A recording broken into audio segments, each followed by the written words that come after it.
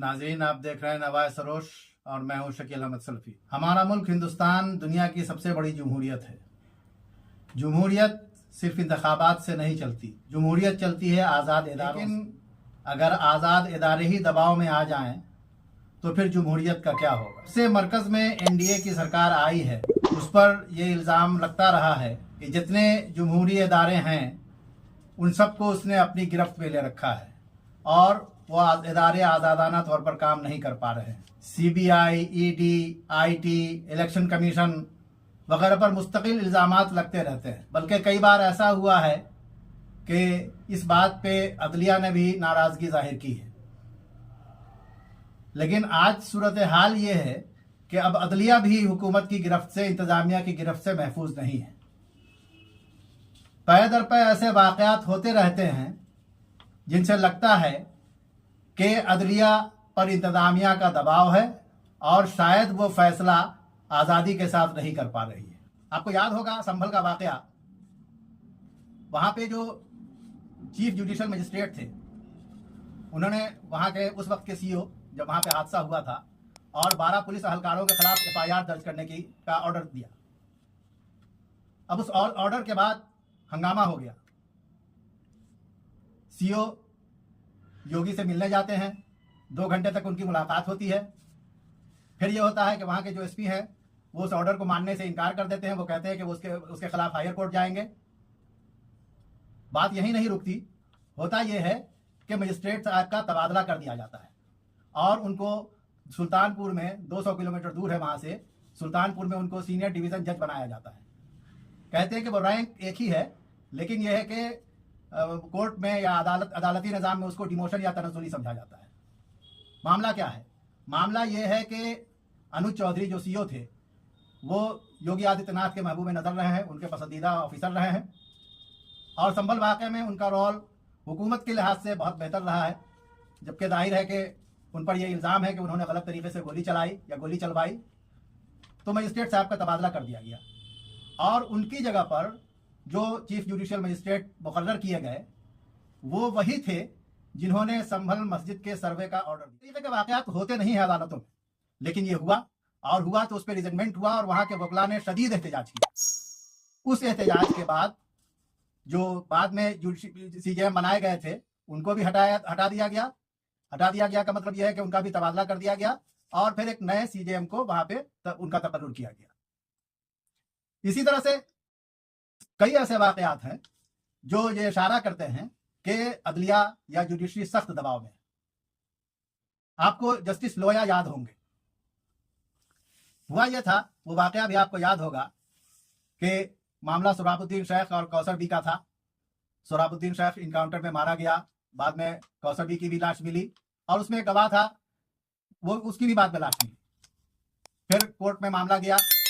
उस वक्त जो होम मिनिस्टर थे, जो अभी मुल्क के होम मिनिस्टर हैं, वो गुजरात के होम मिनिस्टर थे, अमित शाह जी, उन पर इल्ज़ाम लगा। सीबीआई ने उसको कोल्ड ब्लड मर्डर करार दिया। अदालत ने वहाँ से मुकदमा को मुंबई मुंतकिल कर दिया और ये कहा कि जो जज इसको देखेंगे आखिर तक वही इस मामले को देखेंगे। अब अमित शाह जी हाजिर नहीं हो रहे थे तो बार बार की गैर हाजिरी के बाद उन्होंने सख्त ऑर्डर दिया कि फला तारीख को उनको हाजिर होना पड़ेगा। ठीक उससे एक दिन पहले उस जज का तबादला कर दिया गया। उसके बाद जस्टिस लोया को चार्ज मिला, वो रिकॉर्ड देख रहे थे।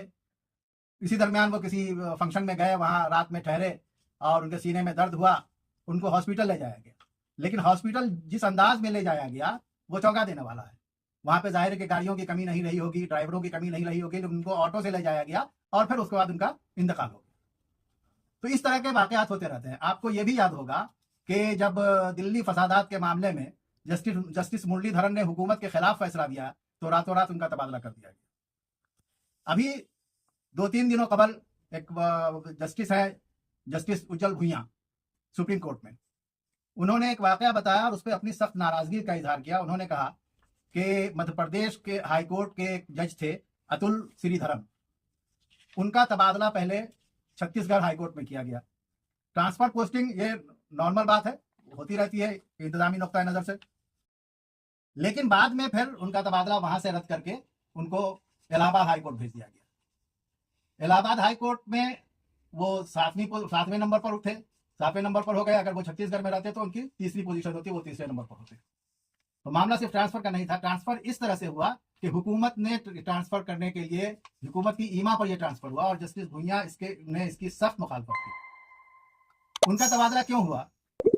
उनका तबादला एक जगह से दूसरी जगह इसलिए हुआ कि आपको याद होगा कि कर्नल सूफिया कुरैशी के खिलाफ जो मध्य प्रदेश के एक वजीर ने इंतहाई बेहुदा और काबिल एतराज बयान दिया था, उसका इन्होंने सू मोटो नोटिस लिया, खुद नोटिस लिया। और यही चीज शायद हुकूमत को पसंद नहीं आई और एक जगह तबादला होने के बाद हुकूमत ने फिर कॉलेजियम से कहा कि भाई इनका तबादला दूसरी जगह कर दिया जाए, और कर दिया गया। जबकि अदलिया पर इंतजामिया का कंट्रोल अदलिया को कमजोर करता है, ये सब जानते हैं। कॉलेजियम सिस्टम ही इसलिए बना था कि अदलिया को आजाद रखा जाए और उसके जो भी काम होते हैं, ट्रांसफर, पोस्टिंग, ये सब अदलिया खुद करे, उस पर किसी तरीके का पॉलिटिकल दबाव या पॉलिटिकल प्रेशर नहीं हो। इस तरह के वाकयात मुसलसल हो रहे हैं। अब ऐसा है कि अदलिया या जुडिशरी जो है ना, करोड़ों हिंदुस्तानियों की आखिरी उम्मीद है। अगर ये भी दबाव में आ जाए, इस पर भी दबाव हो, तो फिर मुल्क का अल्लाह ही हाफिज है। आपको याद होगा कि इससे कबल भी 4 सीनियर जस्टिस ने सुप्रीम कोर्ट के बाकायदा प्रेस कॉन्फ्रेंस की थी और उसमें ये बताया था कि भाई वो लोग दबाव में हैं।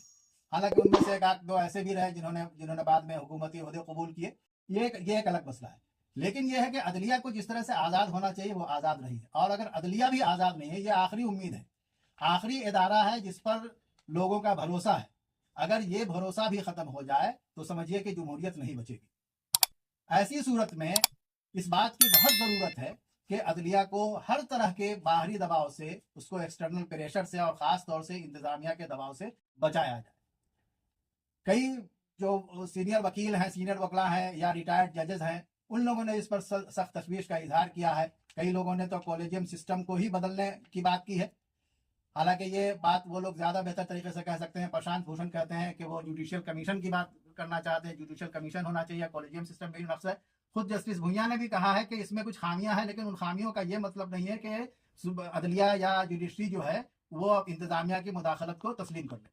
अगर ये मुदाखलत होती रही तो फिर जमहूरियत कहीं नहीं बचेगी। इसलिए इस बात की सख्त ज़रूरत है कि कॉलेजियम सिस्टम को मजबूत किया जाए, उस निज़ाम को दुरुस्त किया जाए, चाहे उसकी जो भी सूरत हो। कम से कम तबादलों में शफाफियत आनी चाहिए, या जो भी पोस्टिंग होती है, जो भी अदालती काम अंजाम दिए जाते हैं, उनमें शफाफियत आनी चाहिए। और इसके लिए वकला और सिविल सोसाइटी को ख़ास तौर से बहुत ज़्यादा उस पर तवज्जो देने की ज़रूरत है। मीडिया को, आवाम को, सबको इसके लिए मैदान में आना चाहिए ताकि अदलिया की साख बरकरार रहे, अदलिया बची रहे। असल ये नहीं है सबको मिल के इन इदारों को बचाना होगा। किसी इदारे को कंट्रोल करना ये असल कमाल नहीं है। कमाल ये है कि इदारों को आज़ाद रखा जाए। अगर अदलिया महफूज नहीं तो फिर जमहूरियत भी महफूज नहीं। इसलिए तमाम लोगों की ये जिम्मेदारी है कि वो इस खतरे को समझें और इसके खिलाफ आवाज़ बुलंद करें। इंसाफ जालिमों की हिमायत में जाएगा, ये हाल है तो कौन अदालत में जाएगा। अगर आप इससे मुत्तफिक हैं तो हमारे वीडियो को शेयर कीजिए और हमारे चैनल को भी सब्सक्राइब कर लीजिए। फिर मिलते हैं किसी दूसरे मौजू के साथ।